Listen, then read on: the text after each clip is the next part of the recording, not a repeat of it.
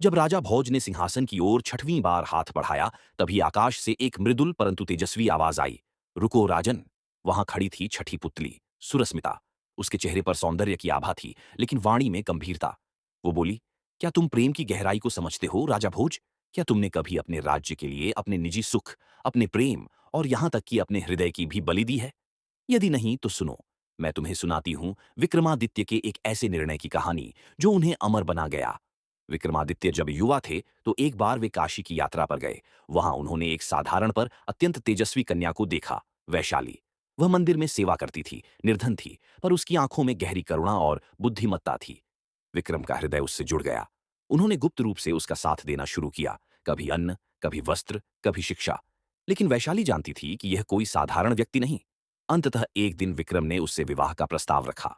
वैशाली ने मुस्कुराकर पूछा, क्या तुम अपने राज्य के लोग, अपनी प्रजा और अपने कर्तव्य को पीछे छोड़ सकोगे मेरे लिए?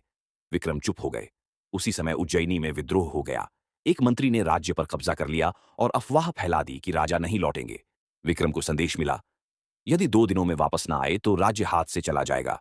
वैशाली ने विक्रम से कहा, राजन, प्रेम वहीं पनपता है जहां कर्तव्य की जड़ें मजबूत हों। लौट जाओ, मेरी जगह तुम्हारी प्रजा को चाहिए। विक्रमादित्य ने वैशाली से वादा किया कि वे लौट कर आएंगे। पर जब सब शांत हुआ और वे वापस आए, वैशाली जा चुकी थी। मंदिर छोड़कर वह कहीं लोप हो गई थी। कहा जाता है वह हिमालय चली गई और साध्वी बनकर तपस्या में लीन हो गई। विक्रम ने उसे जीवन भर नहीं पाया, लेकिन वे हर वर्ष उसकी स्मृति में काशी जाकर गरीबों में अन्नदान करते और मंदिर की सेवा करते। राजा भोज, क्या तुम में वो शक्ति है कि प्रेम को त्याग कर प्रजा को अपनाओ?